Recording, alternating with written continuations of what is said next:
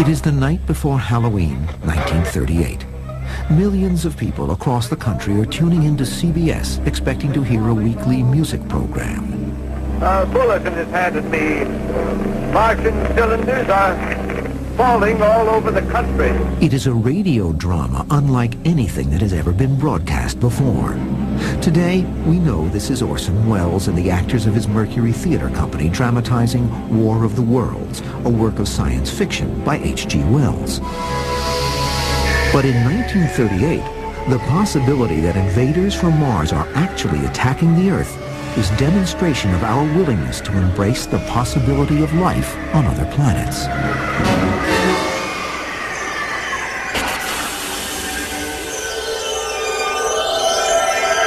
It is a desire that resonates deep in the human psyche. Because for as long as humankind has looked at the night sky, we have wondered, is anyone out there? The earthly landscape may have changed dramatically since the dawn of man, but one thing has never changed.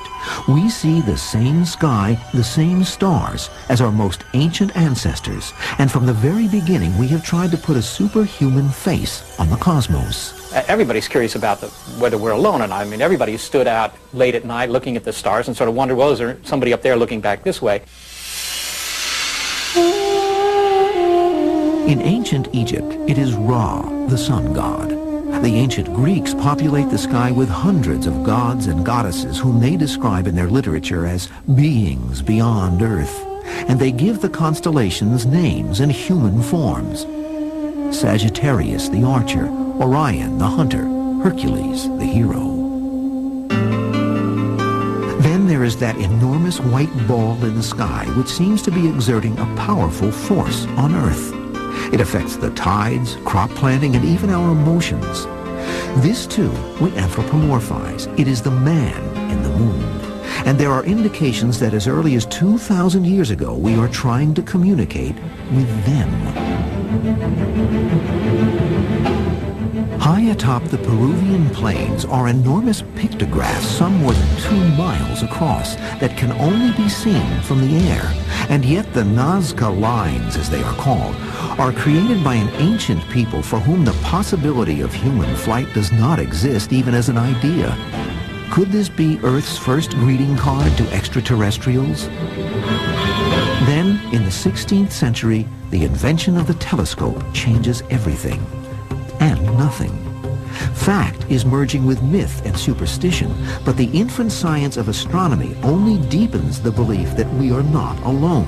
And leading the charge is Polish astronomer Nicholas Copernicus. Copernicus, way back in the 16th century, is the one who put the sun in the center instead of the Earth. So instead of having the geocentric worldview, you have the heliocentric worldview. What that means in terms of the extraterrestrial life concept is that the Earth now becomes just another planet, and the planets potentially become Earths. And so the question is, how much are those other planets like the Earth?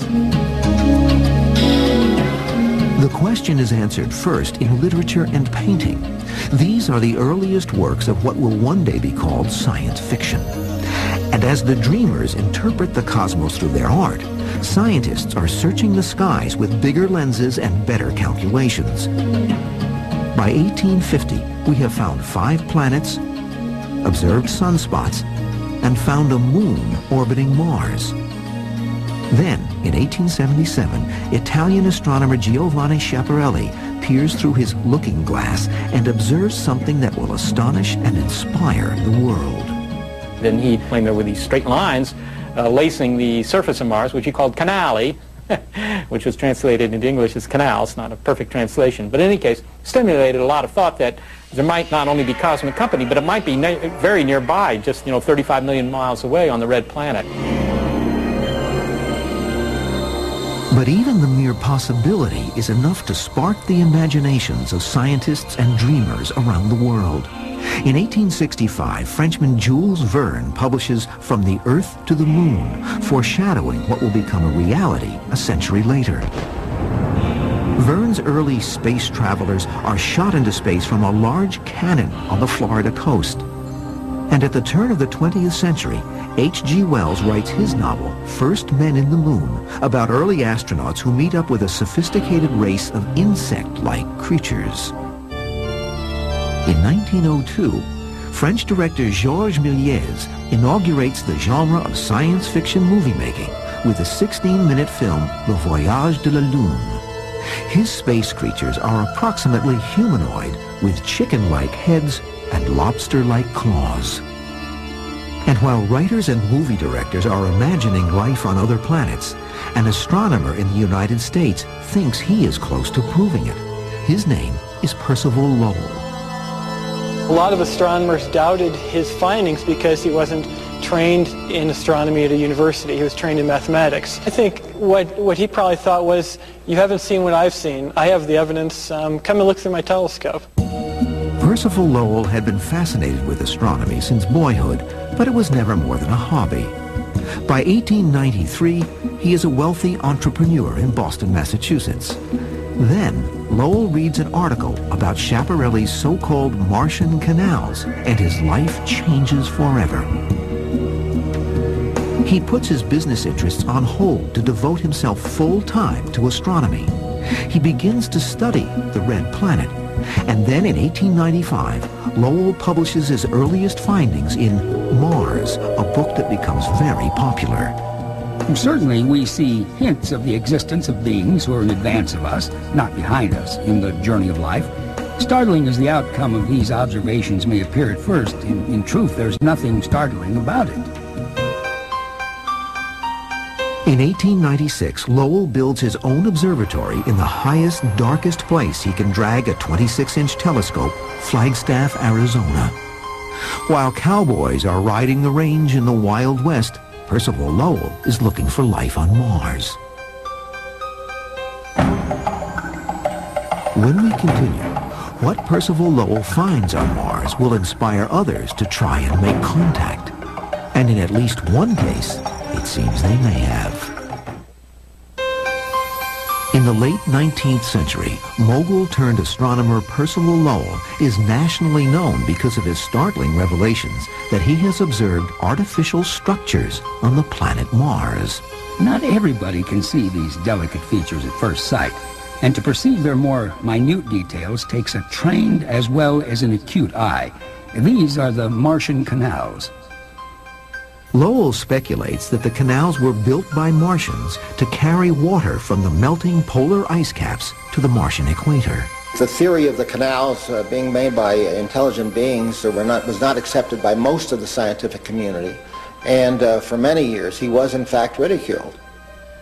So Lowell spends thousands of hours in his observatory painstakingly drawing sketches of what he sees in his telescope. He transfers those sketches onto maps and then Martian globes. There are several things in the archives. There are all of his working papers and all of his manuscripts.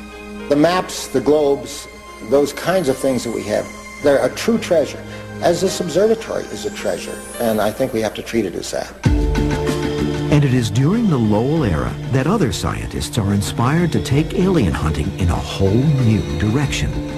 If we can see them, the scientists muse, maybe they can see us. At the turn of the 19th century, mathematician Carl Friedrich Gauss proposes planting broad bands of wheat in the Siberian forest to form a vast right-angled triangle as an unmistakable sign of earthly intelligence that could be seen from space. Austrian astronomer Joseph von Lüttrow suggests a scheme to dig a series of mile-long canals in the Sahara Desert and then set them on fire to signal to our Martian cousins. In France, scientist Charles Cros urges his government to build a gigantic mirror to reflect sunlight towards Mars. But the biggest ideas are still coming out of America. The recent discovery of radio waves in 1887 was transforming all branches of science. And the idea that something or someone out there could receive our messages or send one of their own meant we now had the possibility of communicating with other worlds. This was the dream of Nikola Tesla, a Serbian-born American physicist and engineer. Tesla was doing experiments out in Colorado Springs around 1899, and it was in the course of those experiments that he believed that he had actually detected a signal. He didn't publish anything on this until 1901 because he realized it would be very controversial, but he did publish a little article in 1901 called Talking with the Planets, and he predicted in there that this would be one of the major themes of the 20th century. In 1901, Tesla writes, "The disturbances I'd observed might be due to an intelligent control. The feeling is constantly growing on me that I had been the first to hear the greeting of one planet to another." Tesla's announcement is widely reported, but in academic circles, the idea of radio communication with outer space is greeted with almost unanimous skepticism, even ridicule. It would be another 2 decades before the idea of interplanetary communication is revived by another radio pioneer, Guglielmo Marconi. Marconi, as early as 1919, believed that he had made a detection, again by radio, from Mars, and this was played out in the pages of the New York Times during 1919 and the early 1920s. We have not the slightest proof of their origin. They are sounds. They may be signals. We do not know. Marconi himself eventually lost interest in that, and it sort of remained a mystery what these dots and dashes were that were received by Marconi. Others, carried forward with the idea that there might be something to it. One of those others is astronomer David Todd. His specialty had been solar eclipses, but in the 1920s, Todd also becomes fascinated with the possibility that Martians might be communicating with Earth via radio waves. Todd already in 1909 had the idea that you might take a balloon flight up above some of the atmosphere and use radio apparatus there to try to detect a signal from Mars. David Todd thought that by putting sensitive wireless telegraph receivers aloft and away from any obstructions in the atmosphere, signals to and from Mars would come in a whole lot better. On August 29th and 30th, 1924, Mars is at its closest point to Earth, optimal conditions for communicating with the red planet, Todd believes. He asks the U.S. military to shut down all radio transmissions in the Washington, D.C. area for a short amount of time.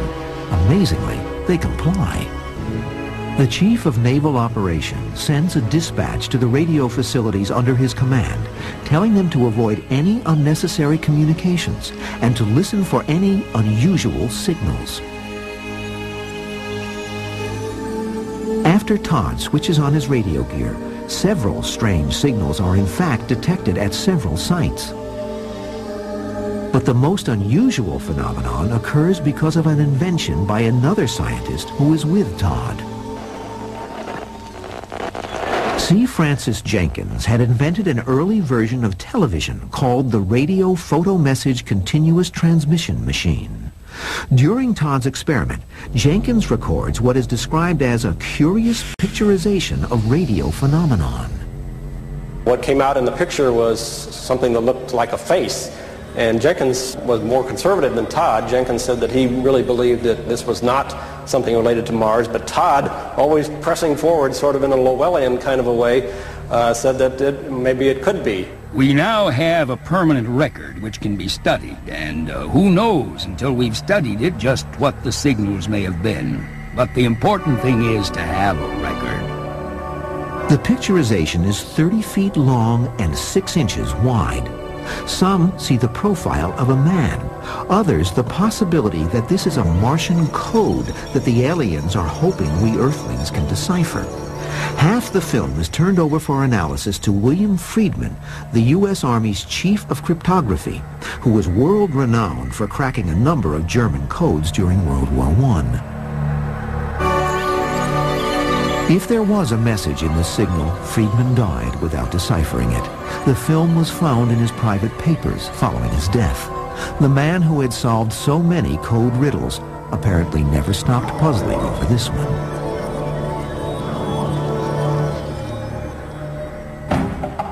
When we continue, some Americans start to believe that Martians aren't going to wait around for us to figure out their messages.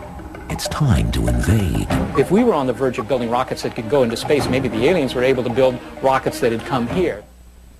In the 1930s and 40s, scientists were discovering strange new worlds all the time, holding out the possibility that one of them might be inhabited.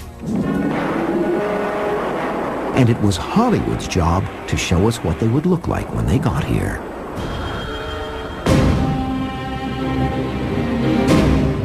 Pulp fiction had its own versions with aliens that seemed to take on the personality of the times. Then, in 1947, a U.S. Forest Service pilot named Kenneth Arnold is flying over Washington State when he sees what he describes as flying discs.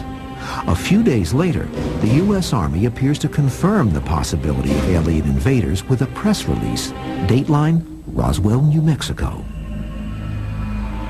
It is the birth of the UFO era, and soon thousands of sightings of UFOs are being reported to civilian and military authorities. Movies and television fan the flames of a burning enthusiasm for the idea that beings from another planet have visited Earth and continue to do so. The Cold War had set in, right? And people were afraid of things in the sky, because things in the sky could, after all, be Soviet bombers headed your way. So, you know, if we were on the verge of building rockets that could go into space, maybe the aliens were able to build rockets that had come here. So I think that there was sort of a conflation of all these sorts of factors that operated in the public mind to cause them to interpret what they were seeing in the sky as something alien and probably unfriendly. Early on, the U.S. military buys into the fervor. In 1947, the Air Force is officially and covertly investigating UFOs through its Project Blue Book. Eventually, the project will go public and then in 1969 be terminated when the Air Force concludes that there is no tangible evidence that UFOs pose a threat to national security. We've been able to explain them as hoaxes, as erroneously identified friendly aircraft, as meteorological or electronic phenomena. It does not contain any pattern of purpose or of consistency that we can relate with to any conceivable threat to the United States. But among astronomers, the possibility of communication with other worlds is alive and well, fueled not by UFO mania, but by hard science. Pioneering astronomer Edwin Hubble has proven that there are galaxies beyond the Milky Way, and that the universe is constantly expanding, opening up infinite possibilities for intelligence on other planets. In 1948, Hubble is installed at the world's largest telescope on Mount Palomar in California. Hubble believes, in his words, many of these planets must be suitable for supporting life. New questions are being asked about how we can determine scientifically the existence of intelligent life elsewhere in the galaxy. One of those questions is being raised by what is called the Fermi paradox. The Fermi paradox was first raised in about 1950 by the Italian physicist Enrico Fermi, and he simply asked the question, where are they? In other words, if there are so many intelligent civilizations out there in outer space, why do we not see them here on the Earth? And if you consider the time scales involved in the universe, you know, you have a universe 12 to 15 billion years old, that they would have populated the galaxy by now. We should have seen them by now. So perhaps some maverick astronomers begin to wonder, it's not a big eye in the sky that we need, but a big ear. It is called new astronomy, the belief that celestial objects radiate energy in many ways along the electromagnetic spectrum, not just optically. And new astronomers like Frank Drake stepped forward to study that theory. They are pioneers in what will become known as SETI, the U.S. government's search for extraterrestrial intelligence. I first became fascinated with discovering life in space when I was very young, perhaps 8 years old, when my parents told me that there were other planets, which was, to me, a bombshell. And it excited me to think that there might be other worlds like the Earth. And I wondered if there were there creatures living on them like us? What were their histories? Surely it would be a great adventure to discover those creatures. In 1960, with a PhD from Harvard, Drake accepts a staff position at the National Radio Astronomy Observatory in Green Bank, West Virginia. I am sure we're not alone. Of course, that's a very daring statement. People will say, wow, how can you say that? Well, I can say it because first there are 400 billion stars in our galaxy. A substantial fraction are like our sun. The circumstances that brought all that about were very normal circumstances. So what happened here must have happened other places. And if even then you're dubious, well, there are another 100 billion galaxies. So there is no doubt there is life elsewhere in the universe, including intelligent life. Drake sets out to test that theory during his work at Green Bank. He and others begin using the 85-foot radio telescope to listen for signals at 1420 megahertz, what's called a marker frequency or a meeting place of the hydrogen atom.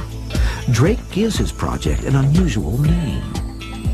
It occurred to me that Ozma was a good name because the place we were trying to find was a land far away, very difficult to reach, and populated by strange and exotic beings. In the spring of 1960, the Ozma receivers are switched on. Amazingly, Drake's team gets immediate results. It was the first day of Ozma, when we, in fact, having observed for many hours our first target star, Tau Ceti, turned the telescope to Epsilon Eridani, the second target star. Almost immediately we heard something we'd never heard before in years and years of radio astronomy, which was a signal which sounded like choo, choo, choo, choo, choo, choo, choo. And it was the type of signal that some people predicted we'd get from another world. My first thought was, is it this easy? All you do is go to the first star and turn it on. There it is. It was really amazing. We didn't quite know what to do. The telescope is moved away from the star and then refocused on it, but the signal can't be located again. A similar signal is found several weeks later, then ruled out as radio interference from another transmitter on Earth. But Ozma prompted serious attention, and in 1961 the National Academy of Sciences hosts a conference at Green Bank to assess the possibility of communicating with other worlds. It is then that Frank Drake unveils an equation that will forever put alien hunting into the scientific mainstream. To this day, it tells us what we need to know if we're to predict the number of civilizations in space. The equation is a way of determining N, the number of civilizations in our galaxy that have the potential for radio communication. It is a way of quantifying how likely we are to get a message from deep space. And says Drake, the chances, mathematically speaking, are very good. The Drake equation is a bold formula that turns the staid world of astronomy on its head. It will greatly influence the work of a young astronomer, Carl Sagan. But the public is completely unaware of it. They want their alien hunters in shiny silver suits. Godspeed, John Glenn. In 1961, John Glenn becomes the first American to orbit the Earth, seeing it from an extraterrestrial point of view. It is now the space age, and for the first time in history, the public sees science catching up with science fiction. 5, 4, 3, 2, 1, 0. Ignition. Liftoff. Liftoff. 30 minutes after. The space race is on, and just like our ancient ancestors, the object of our desire is the moon. On July 21st, 1969, we make it. Go ahead, Mr. President. This is Houston out. Because of what you have done, the heavens have become a part of man's world. But Neil Armstrong, Buzz Aldrin, and Michael Collins aren't alone up there. The alien hunters have launched a number of unmanned probes into space. They are sent to take pictures and gather data, but some of them also contain a special message intended for E.T., a message not far removed from those Peruvian drawings created so long ago. It is now okay to talk about intelligent life elsewhere, whereas a decade or two ago it wasn't okay. It was considered too speculative to be worth any investment of time. We may never know if Sagan's message has found an intergalactic recipient. When we continue, in 1974, a cosmic greeting card of another kind comes out, and this one gets a response. Scientists can only say, wow. The year is 1974. Fringe UFO researchers announce that they have evidence that the Air Force is holding 12 alien bodies at Wright-Patterson Air Force Base in Dayton, Ohio. It sets off a debate that will continue for many years to come. Science fiction images of alien life created in the 50s are reinforced in TV shows and movies. And the sale of sci-fi books keeps pace with classic literature. And unbeknownst to nearly everyone, a real scientist, Frank Drake, is sitting in his new observatory in Puerto Rico trying to make contact. In 1974, we sent a 3-minute message from the Arecibo Observatory. It consisted of 1,679 characters. It's a kind of cosmic music that will one day become part of pop culture, influencing the movie classic, Close Encounters of the Third Kind.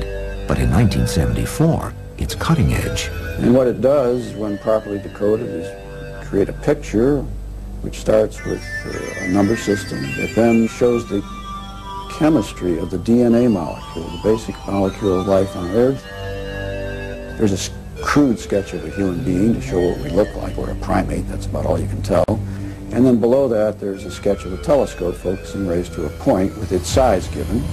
And it's the size of the telescope which sent the message, the Arecibo telescope, which not only tells what telescope sent the message, but gives a measure of how advanced our technology is, because it is our largest telescope. 3 years after the message is sent into space, there is a response. At the Ohio State University Radio Observatory, Jerry Eman is at the controls of a radio receiver called the Big Ear, one of the listening devices in the government's SETI network. I had the task to look at the computer printouts to see if there was anything interesting.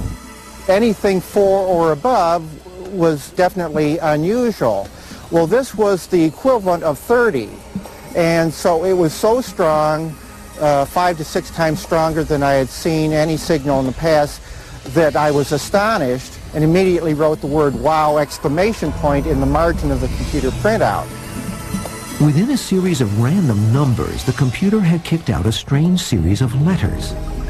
What did 6EQUJ5 mean? It was probably interference of one sort or another, but it was, you know, the kind of interference that mimics a real signal. I mean, nobody knows what it was. I mean, you have to admit that. But seeing a signal once is not good enough. It'd be like my neighbor seeing a ghost in his attic once, and every time we went back to his attic, it was never a ghost again. Well, unfortunately, that just doesn't prove the existence of ghosts. SETI keeps looking, and through the 1980s, scientists are on a roll. The search for extraterrestrial intelligence has gradually encouraged a worldwide web of scientific interest and support. SETI becomes a line item in the NASA budget, and its federal funding rises from just a few $100,000 in the early 1970s to over $10 million in the early 1990s.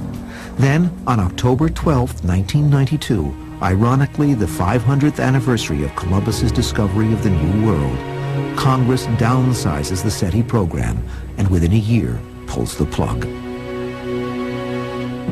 After more than 15 years and $60 million in research and development, SETI is dead.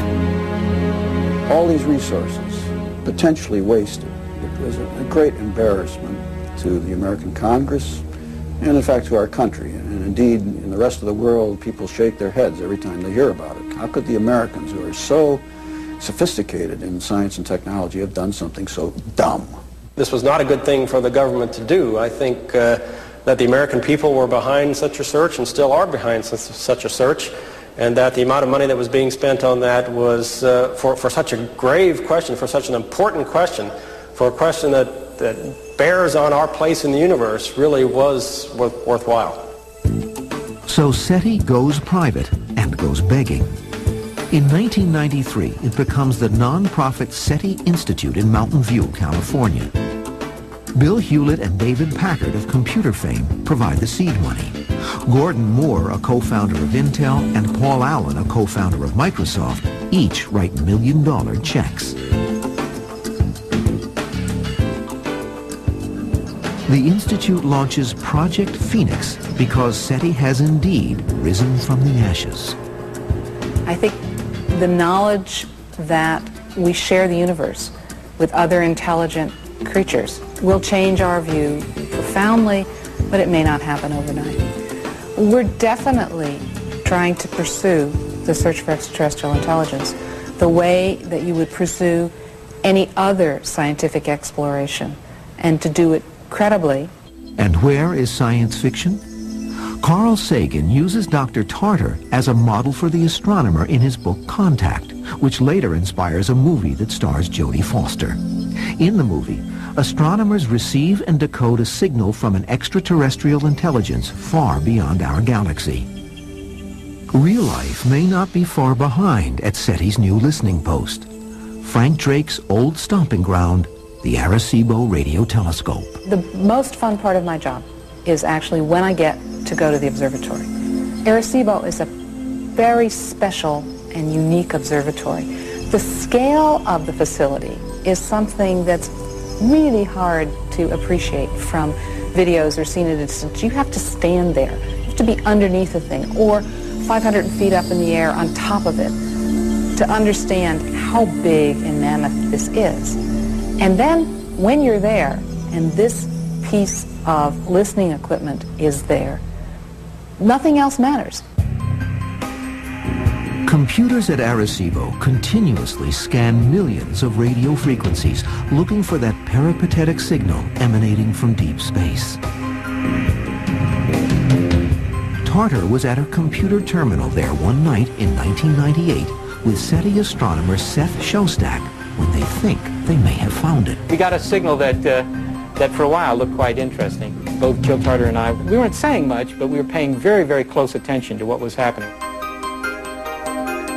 When you pass the first layer of filtering, oh well, that's happened before. But by the time you pass the second layer of filtering, that hasn't happened very often. And you really do get intrigued. It certainly occurs to you that, well, what if this is the big one, you know? Because you're not expecting the big one at that particular moment. You'll never be expecting the big one when it happens, of course. And that gives you a certain amount of pause. You wonder, well, how am I going to react to this? I mean, what if this is it? What am I going to do next? It's a little unsettling. I don't know if I have so much the, my God, it's me feeling as a reconfirmation that it really could happen. Unfortunately, in each case, it's turned out to be something particularly complex about our own technology that's fooled us. But no one's giving up yet. SETI has optimistically established a series of protocols if ET ever phones home. One is make really sure that the signal you've detected is extraterrestrial. That's point one. So it calls for confirmation, very careful confirmation. And point two is you release it immediately to the whole world. In fact, the information about the existence of an extraterrestrial technology is really quite properly the property of all humankind, that we don't intend to keep it secret. And as the search for signals from space continues into the 21st century, contact of another kind proves there is life out there, and Percival Lowell was right all along. Was Genesis a one-time event here on Earth, or is there a second Genesis out there? For centuries, astronomers have aimed their telescopes into the heavens and wondered about what was on all those faraway stars and planets. The universe is a big place. When you look at that small patch of sky and see all those galaxies, you see where we fit in the universe. But land-based telescopes have their limitations. So ever since 1964 and the first Mariner missions, we have tried to get closer to them instead of waiting for them to come to us. First stop, Mars. 1965. An Atlas rocket sends the Mariner 4 probe on a 325 million-mile, 7-month journey to Mars. Mariner 4 sends back the first close-up views of a planet other than our own. Early in its history, we see evidence that it had water, that it had a thicker atmosphere, that it was very much like the Earth. So maybe it had life as well. Mariner 4 has given just a few brief and intoxicating glimpses of Mars.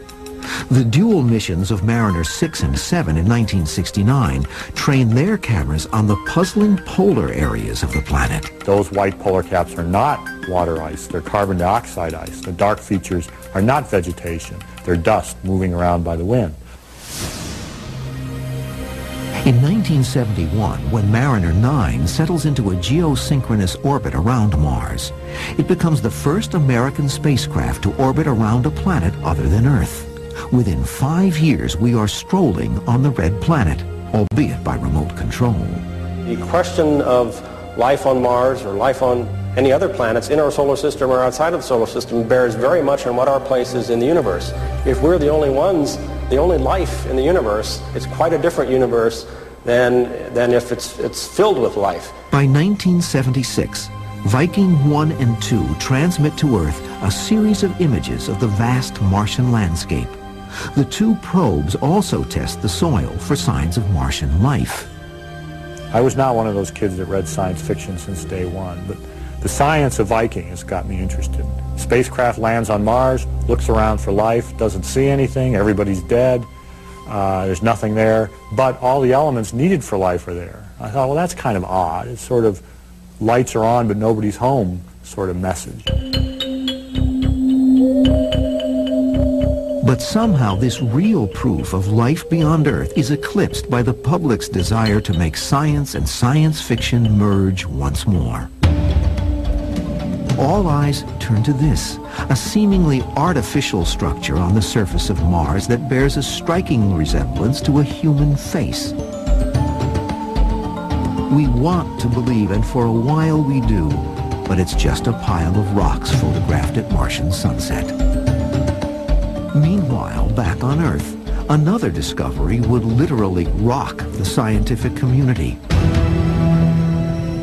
In 1984, government researchers in Antarctica discover a small meteorite.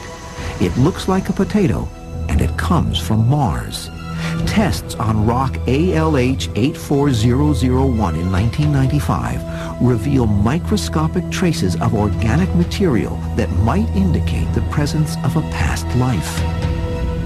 In that rock, the team from Johnson Space Center thinks they found fossils. Now that discussion is still very much open. We don't know for sure if those are fossils, if they aren't. This is one of the reasons why we think life could be carried from Mars to Earth and probably vice versa. July 4th, 1997. NASA's Pathfinder mobile surveyor lands on Mars. As we get deeper and more profound in our understanding of Mars, we might be able to find evidence that there was once life there. There's two possibilities when we look at the possibility of life on Mars. One is that we'll go to Mars, we'll find fossils, we'll find life, and it will turn out to be the same as us. A more interesting scenario would be if we go to Mars, we find fossils, we find evidence of life, we find Martian biochemistry in the dead Martians, in their organic material, and we compare it to us and we realize these are truly alien. These are a different type of life. This was the second genesis of life. In the back of my mind, I always think we are too conservative. And my thought on that is that if you examine the biology of Earth, you realize one of life's prime characteristics is that it's very opportunistic, very adaptable. And he said, how would you like to, make some extra money? And I said, oh, money is good. So he's explained to me that he could put it through, would have to get a top secret White House Q clearance for the job, And I thought, boy, must be a pretty exclusive thing, And I said, well, what is this? And he said that I'm director for the CIA for Eastern United States, And I said, oh, I didn't know that. And he said, you weren't supposed to. After about 6 weeks, my security clearance came through, and I got my CIA card. It was an ID card, like a credit card, where I could just go up to the door and slice it, walk right in. And my name. At that time, I used a artificial name too. Never used my real name.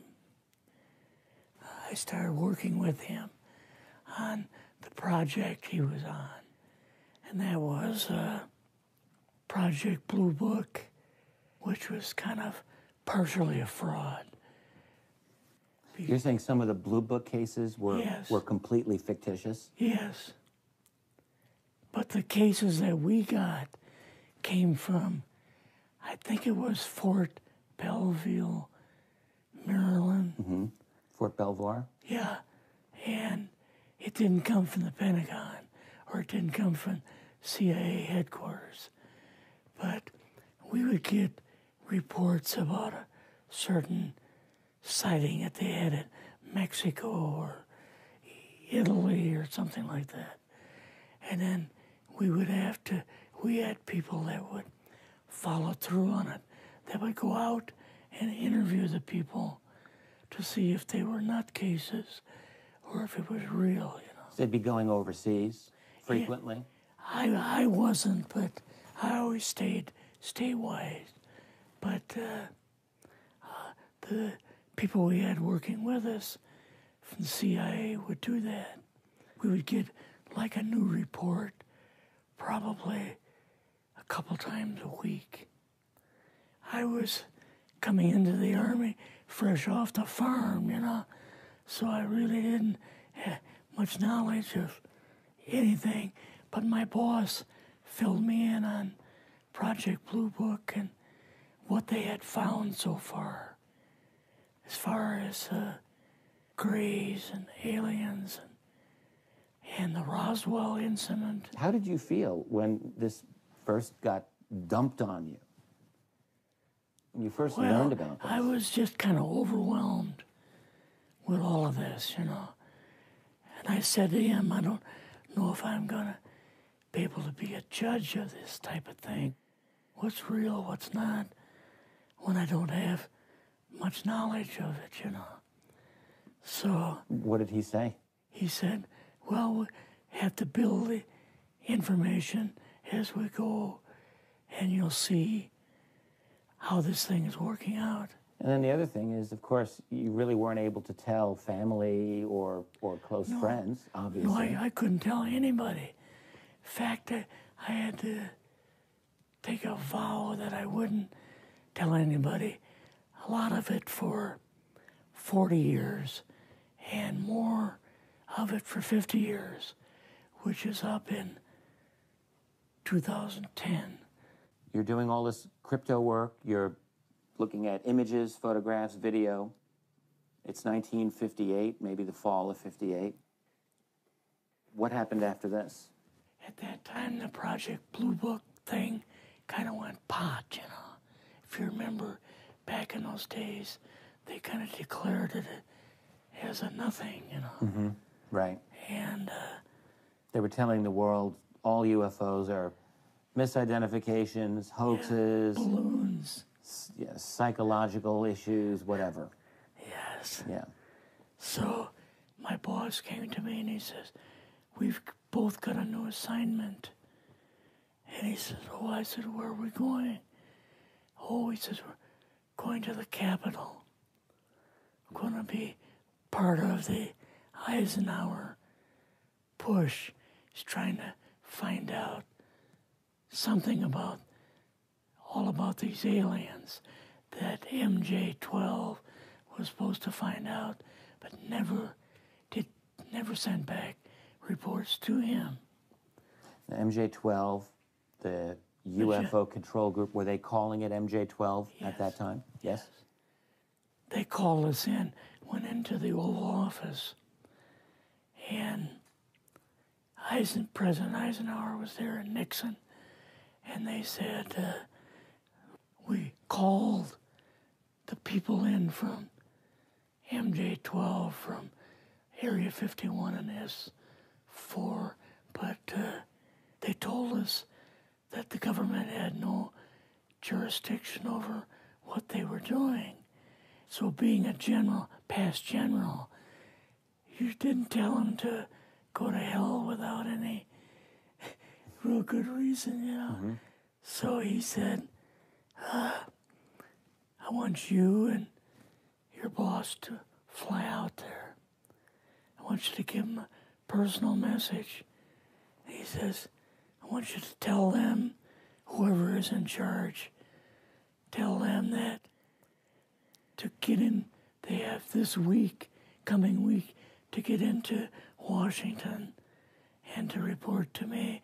And if they don't, I'm going to get the First Army from Colorado, and we're going to go over, we're going to take the base over. I don't care what kind of classified material you got.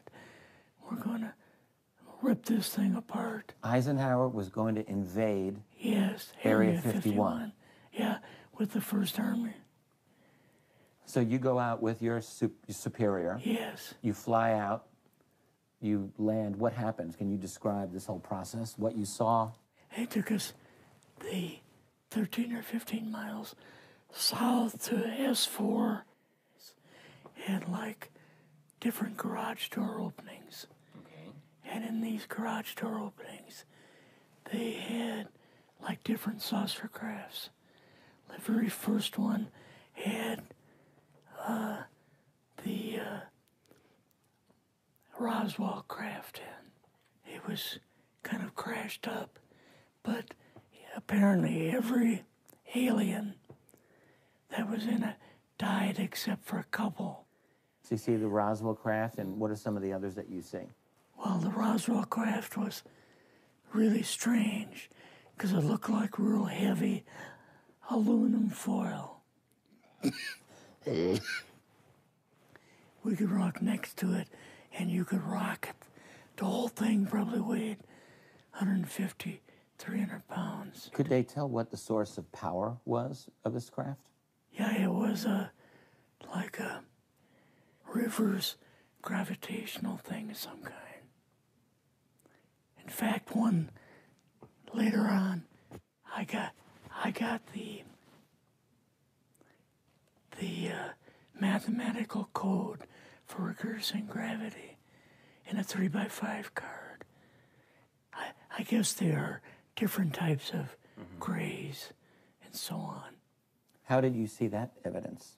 Well, at the later on at S4, we viewed the autopsy film, and then the colonel said, what we've got in here is we're interviewing a gray alien. All right, right there. How did you feel at that moment? Well, I thought, boy, we had no idea we were going to see the real thing. All we saw was film. You had to have a little bit of heart racing at that moment. My boss was able to go in and had like a partial interview with him. So what did this gray alien look like? Could you describe him a little bit? This one looked a little bit oriental. So I'm just wondering if it looked almost human, what about this didn't look human? No, it didn't look human as far as the skin tone and basically the shape of it and the size. How was its head size compared with a normal human, for example? Brain was kind of a little bit bigger. And some of the nose was very, very small. And the ears were just like holes. Mouth was very small. Now, why were they bringing you out here at all, anyway, to see an alien? What was the point? To go back and tell the president they actually had one. So he did not know at this point if there was an alien at S4? No. What did you do then at Area? Were you done, or did you have other things to do with Yeah, S4? so basically we were kind of done, went back to Area 51. They took us into the main building, and there we saw a U-2, which of course we didn't know existed. And a model of the SR-71. Yeah, the Blackbird. So but like I mentioned earlier, it was not a model of the current Blackbird. It's an earlier version. But an early version. Did you go directly to Washington after this?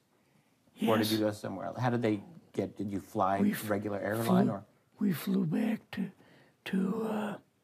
the commuter plane back to the air base, and then took President Eisenhower's Lockheed Electra back to Washington. You and your supervisor, superior officer, and now you're meeting with the president? Yes. Can you describe this?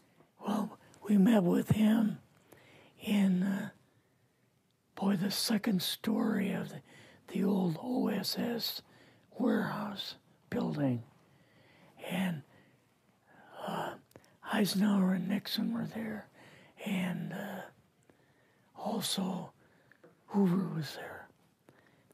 So he asked us what was going on, and we told him about the alien, the whole situation, and the black projects and so on. And he was just totally shocked. He appeared for the first time to be worried. You know, like he was worried. I would think that Eisenhower would, I mean, he certainly knew that flying saucers were real. Yes. He knew that there were aliens. So I guess I'm just wondering, what would he have been, really surprised about? Surprised about the black programs. Eisenhower said, got to keep this thing completely secret. You know, can't talk about this. Your actual name is, the name you grew up with, that was a different name than what you had in the... I never used it in the CIA at all. Now, what about today? You're going on the public record, and this is still sensitive information, even though earlier you talked about, security oaths that maybe expire after a certain period of time. 50 years. But you're still concerned. Linda Moultonow's phone call, her phone was tapped, and they got my phone number, and through the telephone company, they're able to find me, and so on. When they found you, what happened? I was going to a grocery store. Two guys in black suits come out of a black Lincoln town car and came over to see me. And they told me that I better not publish anything or talk to Linda about any more things. So at that time, I did, I stopped. That was enough to intimidate you? Yes. Rather remain anonymous. Never show my face on anything. Really, thank you for doing this. Yes, this was, I guess, kind of a good idea because I feel much better having talked about it. I kind of feel like there's a load off my shoulders. Really? Because I had an awful lot of secrets that I had kept over the years.